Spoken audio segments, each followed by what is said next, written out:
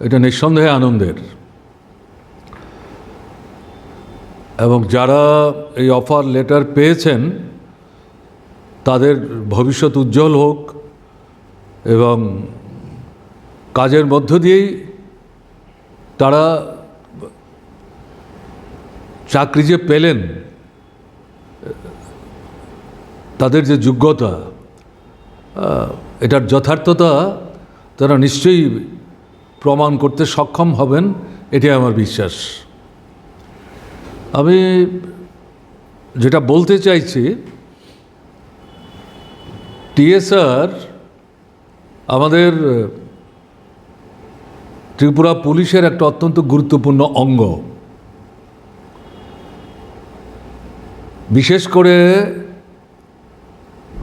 আমাদের ত্রিপুরায় যখন সন্ত্রাসবাদীদের দৌরাত্ম্য শুরু হলো, ত্রিপুরা পুলিশের শক্তি কম ছিল। সীমান্ত এলাকাটা খোলা, বিএসএফ পাহারাদারি করত, কিন্তু তাদের সংখ্যাও কম। সন্ত্রাসবাদীরা ত্রিপুরা বাংলাদেশ সীমান্ত সংলগ্ন এলাকাতেই বাংলাদেশের ভেতরে ঘাঁটি গেড়ে ওখান থেকে ত্রিপুরায় ঢুকে আক্রমণগুলি তারা সংগঠিত করত এবং আক্রমণ সংগঠিত করার পর ওখানে নির্বিবাদে পালিয়ে যেতে পারত। এরকম একটা সমস্যা চলছিল।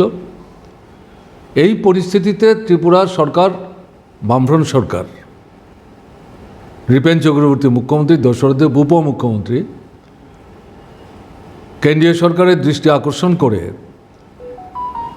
এই সন্ত্রাসবাদীদের মোকাবেলার প্রশ্নে কেন্দ্র যাতে যারা সন্ত্রাসবাদ মোকাবেলায় সক্ষম, অভিজ্ঞ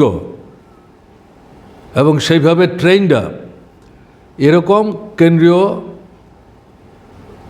ফোর্স থেকে, বাহিনী থেকে একটা উল্লেখযোগ্য সংখ্যক এই বাহিনী পাঠিয়ে ত্রিপুরা সরকারকে সাহায্য করার জন্যে অনুরোধ জানিয়েছিলেন। কারণ তৎকালীন পরিস্থিতিতে ত্রিপুরার যা শক্তি এই নিরাপত্তা বাহিনীর, এটা দিয়ে এটা মোকাবেলা করা কঠিন ছিল।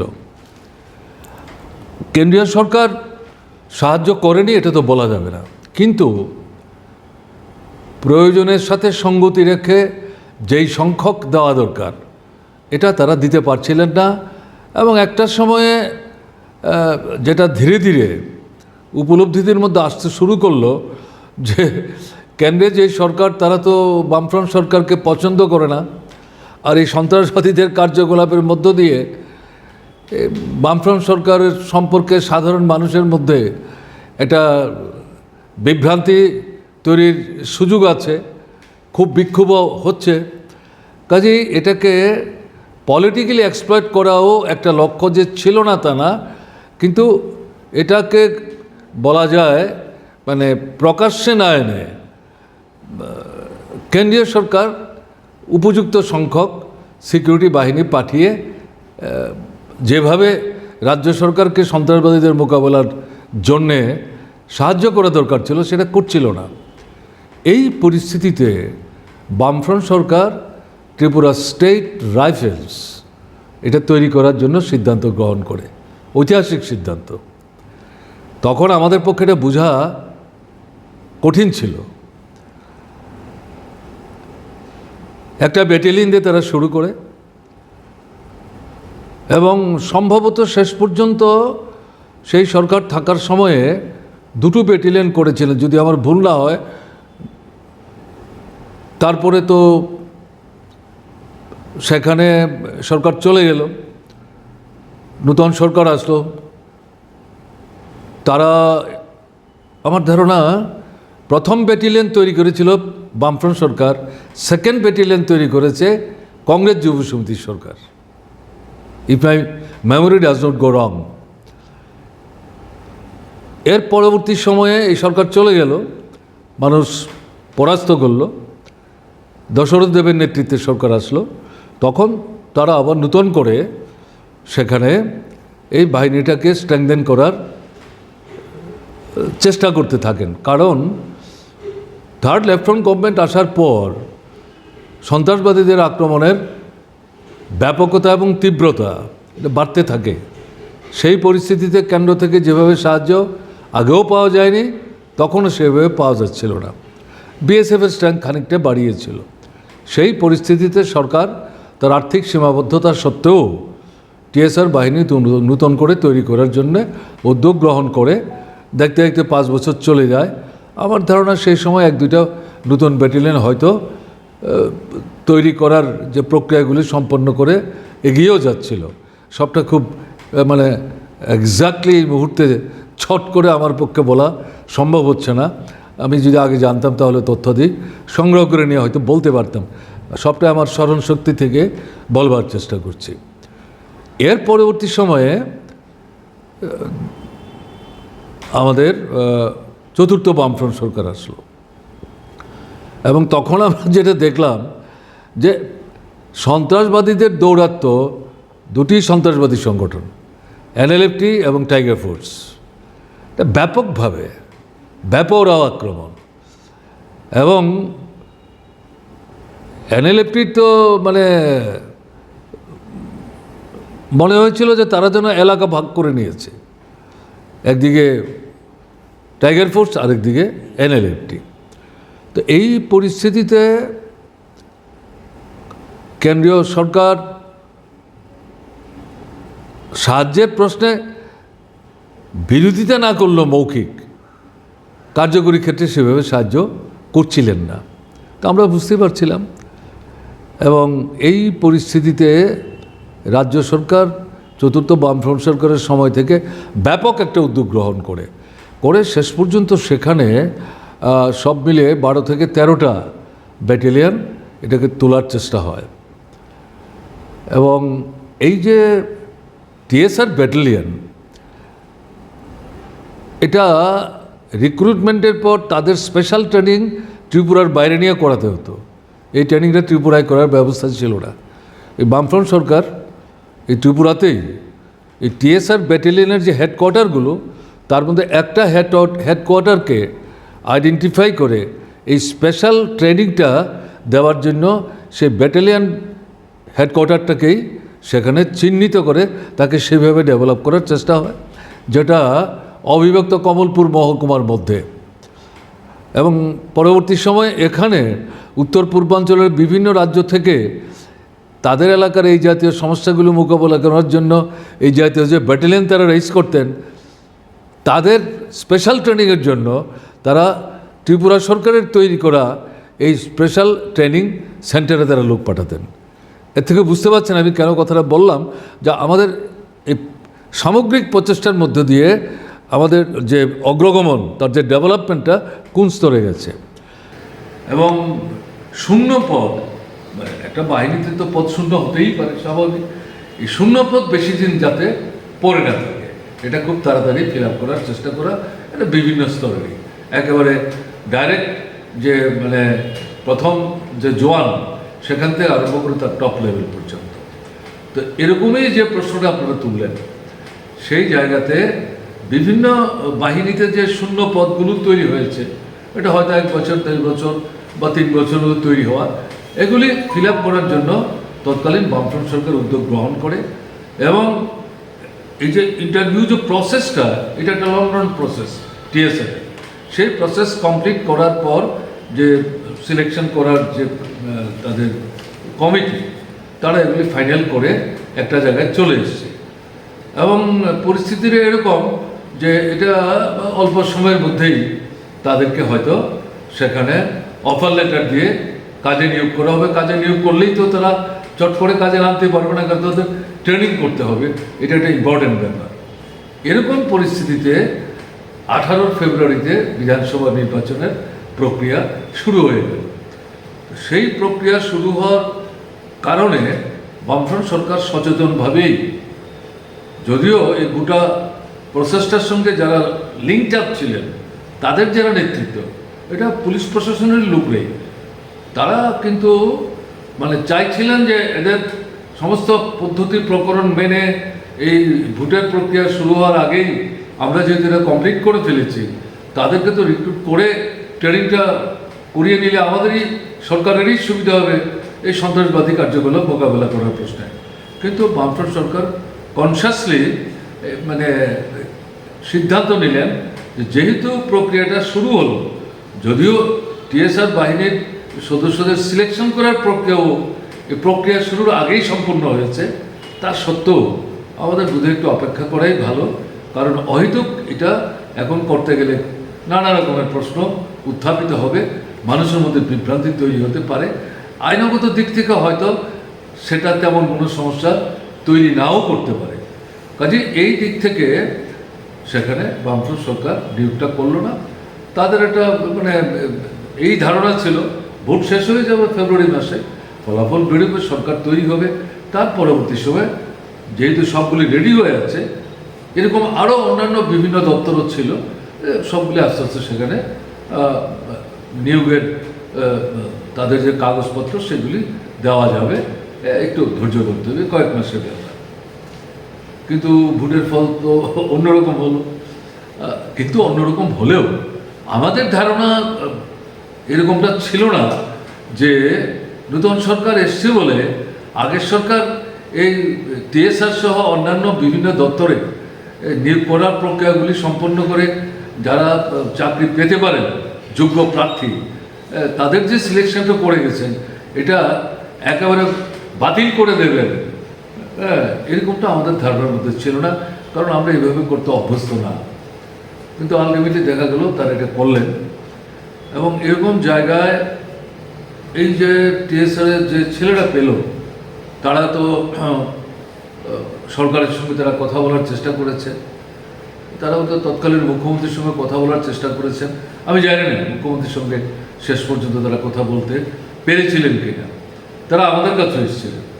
তাদেরকে আমরা বলেছি, দেখো এটা তো এখন আমাদের হাতে নাই, এখন যেটা হতে পারে বিধানসভায় আমরা প্রসঙ্গটা তুলতে পারি, আলাদা করে কারোর সাথে ব্যক্তিগত আলাপচারিতার মধ্য দিয়ে তারা যে অবস্থানটা নিয়েছে এটা বোঝা যাচ্ছে এটা একটা পলিটিক্যাল মানে দৃষ্টিভঙ্গি নিয়ে তারা সিদ্ধান্তটা নিয়েছে।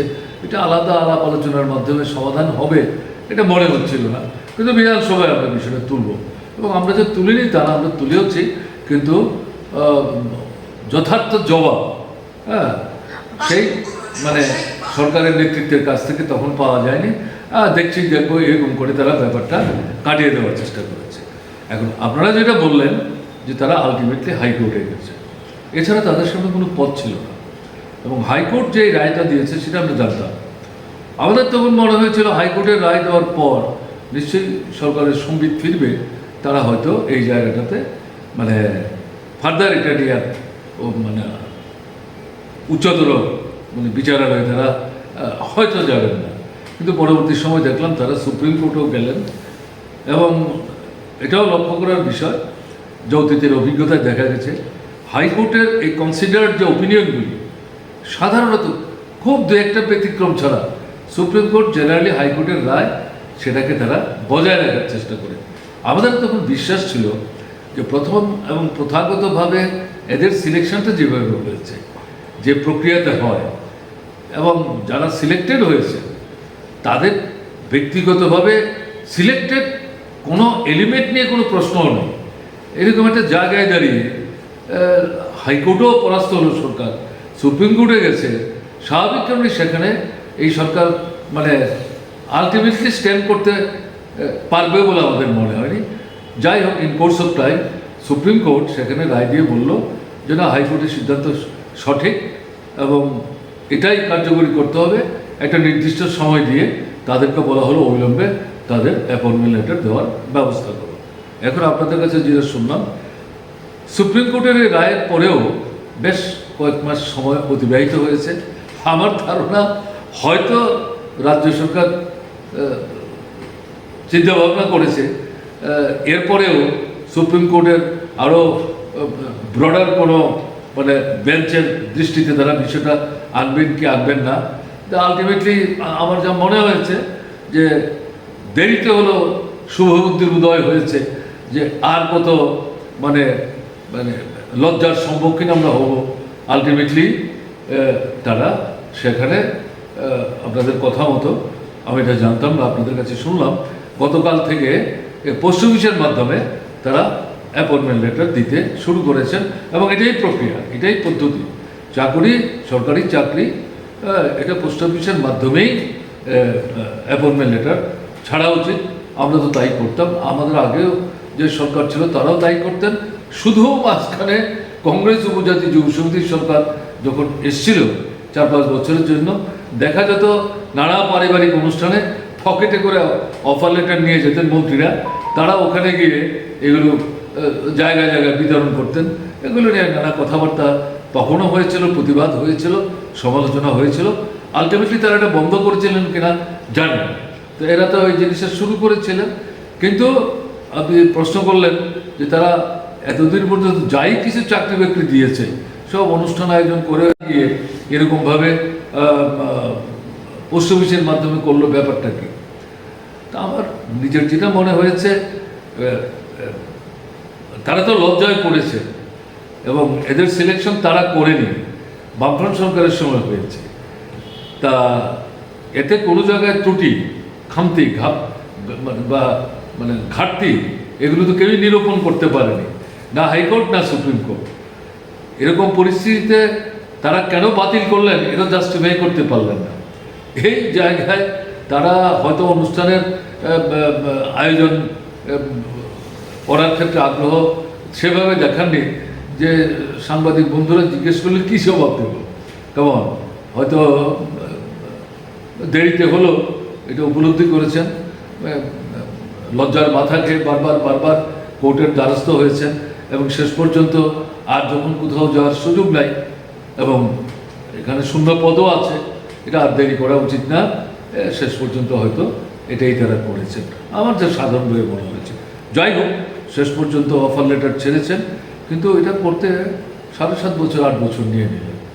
হ্যাঁ, এটা এই সরকার ঠিক করেনি এবং সবটাই হচ্ছে রাজনৈতিক সংকীর্ণ দৃষ্টিভঙ্গির বহিঃপ্রকাশ।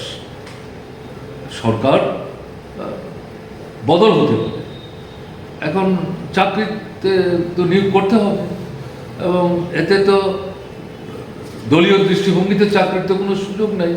এটা প্রসেসের মধ্য দিয়ে সেখানে প্রার্থী বাছাই হবে। এরকম একটা জায়গায় দাঁড়িয়ে আগের সরকারের সময় কোনো একটা প্রসেস চলছিল, তার থেকে একটা কনক্লুশন ড্রন হয়েছে। নতুন একটা সরকার আসায় রাজনৈতিক দিক থেকে দৃষ্টিভঙ্গিগত ফারাক থাকতে পারে, তার জন্য আগের সরকার যে প্রসেসটা কমপ্লিট করে গেল এটাকে এইভাবে বাতিল করে দেওয়া, এটা একেবারেই মানে মানে কি আমি বলবো, একেবারে মানে সংকীর্ণ রাজনৈতিক দৃষ্টিভঙ্গি। এটা একটা নিচু মানের মনোপ্রবৃত্তি বলে আমাদের মনে হয়েছে।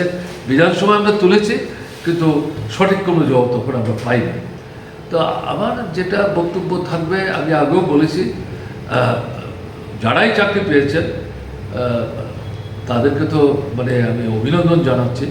তারা অত্যন্ত মানে তাদের নিজেদের উপর আস্থা ছিল, নাহলে তারাও এতদিন এভাবে কন্টিনিউ করতে পারতেন এটা মনে করার কারণ নেই। তারা জানতেন তারা তাদের যোগ্যতার নিরিখেই বাছাই হয়েছে এবং কোর্টে বারবার এটা জাস্টিফাইড হয়েছে এবং তাদের বাছাই সম্পর্কে কোনো প্রশ্ন তুলে তাদের এটা বাতিল করার পক্ষে এমন কোনো যুক্তিগ্রাহ্য বক্তব্য সরকার উপস্থিত করতে পারেনি। এটা তাদের মনের মধ্যে একটা বিশ্বাসের ভিত্তিটাকে মজবুত হতে সাহায্য করেছে এবং তারা ডিটারমাইন ছিল মনে হয়েছে। হ্যাঁ, will see up to the last. এই যে ডিটারমিনেশন, টিএসআরের কাজ করতে গেলে এই ডিটারমিনেশনটার প্রয়োজন আছে, এটা একটা কোয়ালিটি। ফলে আমরা চাইব যে তারা এসছেন, দেরিতে হলেও চাকরি পেয়েছেন, বয়সের মধ্যে চলে গেল অনেকটা, কিন্তু তারা উপযুক্ত ট্রেনিং লাভ করার মধ্য দিয়ে মজা নেন, তারা যাতে তাদের যথার্থ যোগ্যতার প্রমাণ রাখতে পারেন, এটাই তাদের কাছে আমাদের প্রত্যাশা থাকবে।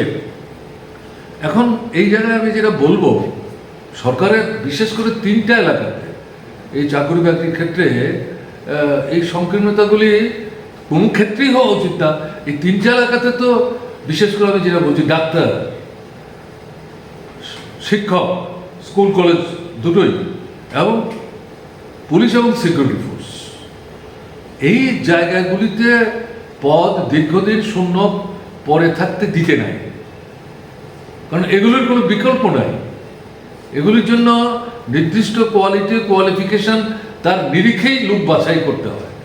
আর এগুলি যদি ঠিকমতো বাছাই করে দেওয়া না যায়, তাহলে রোগী মানে ক্ষতিগ্রস্ত হবে, ছাত্রছাত্রীরা আমাদের ভবিষ্যৎ, তাদের ভবিষ্যৎ নষ্ট হবে, এবং নিরাপত্তা মানে শান্তি, সুস্থিতি, শৃঙ্খলা, এই যে নিরাপত্তা, আমাদের সংহতি, এটা বিঘ্নিত হবে।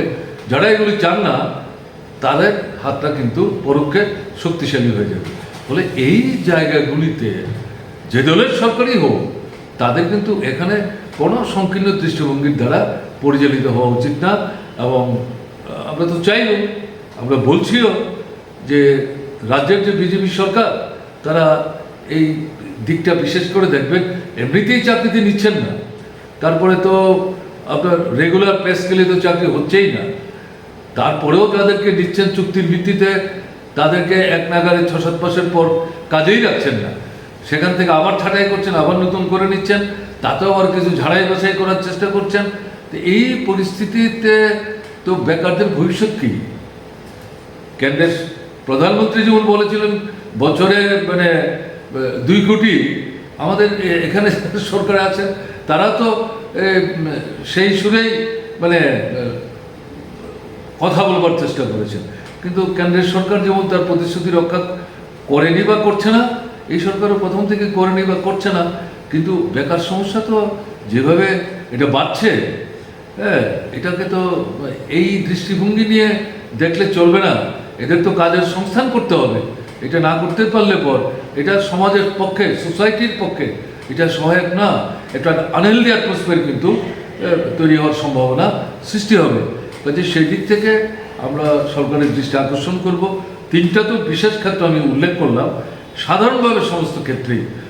আর যে সমস্ত দপ্তরগুলিতে আগেই সব ঠিকঠাক হয়েছিল, অহেতুক সংকীর্ণ রাজনৈতিক দৃষ্টি নিয়ে এগুলিও আমরা মানে ছড়িয়ে ফেলে দেওয়ার চেষ্টা করছেন, সেই জায়গায় তাদের কাছে আমাদের বক্তব্য থাকবে, আপনারা অন্তত এই যে সুপ্রিম কোর্টের স্ট্যান্ড, এর থেকে লেসন্স ড্র করে সেগুলি হাতে নিন এবং তাদেরকেও অবিলম্বে তাদের কাজে যোগদান করার জন্য নিয়োগপত্র দেওয়ার ব্যবস্থা করুন।